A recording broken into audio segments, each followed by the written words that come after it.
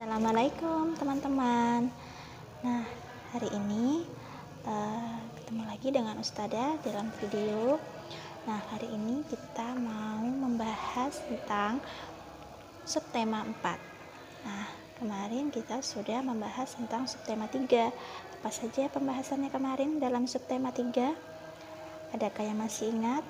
Nah, dalam subtema kita 3 kemarin kita sudah membahas tentang kalimat perintah, kemudian hidup rukun di sekolah, dan juga cara penjumlahan dan pengurangan dengan cara bersusun panjang dan pendek. Nah, baik teman-teman,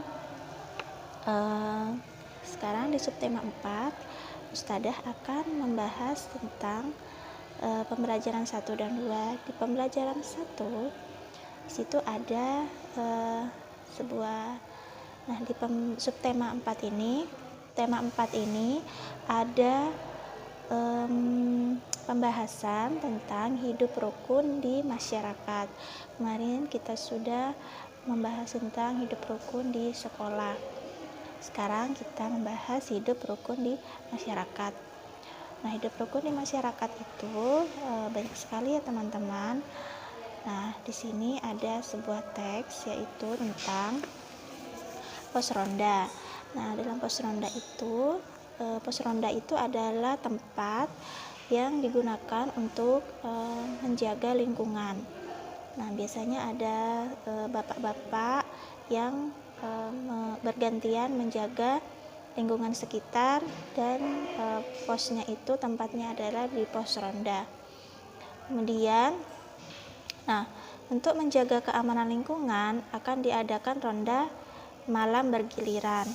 Nah, biasanya bapak-bapak menjaga lingkungannya itu pada saat malam, karena biasanya pada waktu malam itu rawan sekali terhadap pencuri ataupun kejahatan-kejahatan lainnya, sehingga lingkungan tersebut harus dijaga secara bergantian. Warga pun mengumpulkan dana untuk membangun pos ronda. Nah, di sini Pak RT mengajak warganya untuk bergantian melakukan penjagaan di lingkungan sekitar. Bapak-bapak, mari kita bergotong royong membangun pos ronda pada hari Minggu besok. Nah, jadi Pak RT ini mengajak warganya, terutama bapak-bapak, untuk ikut bergotong royong bekerja sama membangun pos ronda. Nah, di situ pos ronda itu tadi digunakan untuk apa? Ya, untuk menjaga lingkungan sekitar. Kemudian ada yang menjawab, "Maaf Pak, saya tidak bisa ikut karena akan dinas keluar kota." Jawab Ayah Made. Nah, jadi Ayah Made ini menjawab Pak RT bahwa meminta maaf tidak bisa ikut. Ayah Made di sini meminta maaf tidak bisa ikut dalam gotong royong di lingkungannya karena akan dinas keluar kota.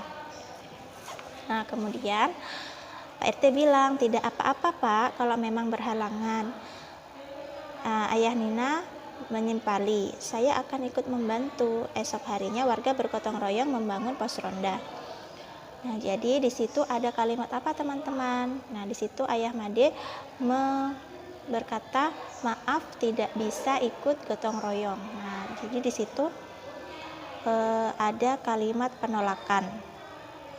Nah, kalimat penolakan itu digunakan untuk mengatakan bahwa tidak bisa atau tidak mampu melakukan suatu kegiatan atau aktivitas. Jadi, kalimat penolakan itu harus dikatakan atau disampaikan dengan kalimat yang sopan, yang lembut. Jadi, biasanya diawali dengan kata maaf. Nah, di halaman 90 di pembelajaran 2 juga ada percakapan, ya. Di lingkungan rumah Nina terdapat taman. Di situ ada taman. Kemudian jalan di sekeliling taman digunakan untuk lari pagi. Ubin di area lari pagi tersebut mulai rusak. Warga berencana untuk memperbaikinya. Nah, jadi Pak RT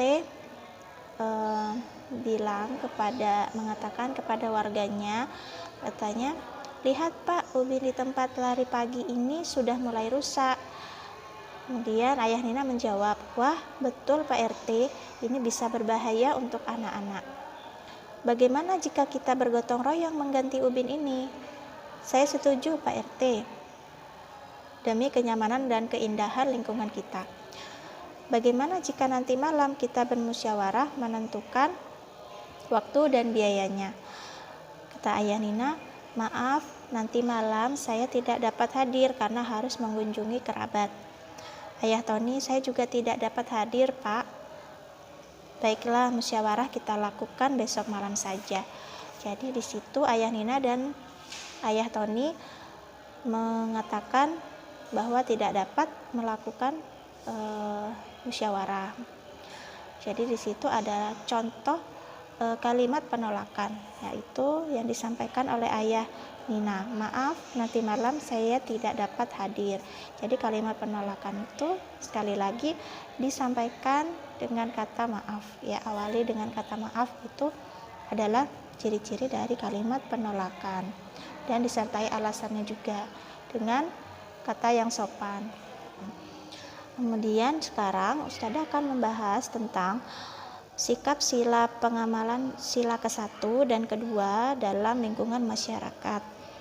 Nah, bunyi dari sila ke-1 yaitu ketuhanan yang Maha Esa. Simbolnya adalah bintang. Nah, contoh sikap saat kalian di masyarakat yaitu dalam sila ke-1.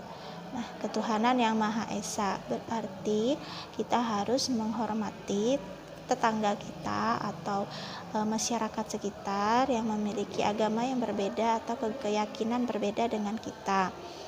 Nah, bagaimana cara menghormatinya? Nah, kita tidak melarang mereka untuk beribadah, kita tidak mengganggu saat mereka beribadah, ataupun merayakan hari-hari besar agama tertentu. Kita menghormati dan menghargai. Nah, kemudian kita juga ada sila kedua, yaitu bunyinya kemanusiaan yang adil dan beradab. Nah, di sini simbolnya sila kedua adalah rantai. Nah, simbol rantai emas ini menandakan bahwa dalam masyarakat kita harus saling bergotong royong. Nah, contohnya adalah tadi bergotong royong saat mengganti ubin di lingkungan, kemudian juga membuat pos ronda bersama-sama, saling bekerja bakti, membersihkan lingkungan. Kemudian kalau ada tetangga yang sakit atau ada yang kesusahan, kita jenguk, kita perhatikan, kita bantu. Nah, itu adalah contoh dari sikap sila kedua Pancasila dalam lingkungan masyarakat. Kemudian teman-teman bisa menceritakan di bukunya bahwa teman-teman di lingkungan masyarakat sudah melakukan apa saja biasanya. Pengalaman teman-teman sendiri di lingkungan teman-teman, di sekitar rumah teman-teman, ya. Nah, sekian dari Ustadzah video kali ini, semoga bermanfaat ya. Jangan lupa di rumah selalu murojaah dan juga sholat 5 waktu, dan juga jangan lupa untuk sholat duha. Jangan selalu ikuti dan patuhi nasihat orang tua di rumah. Wassalamualaikum warahmatullahi wabarakatuh.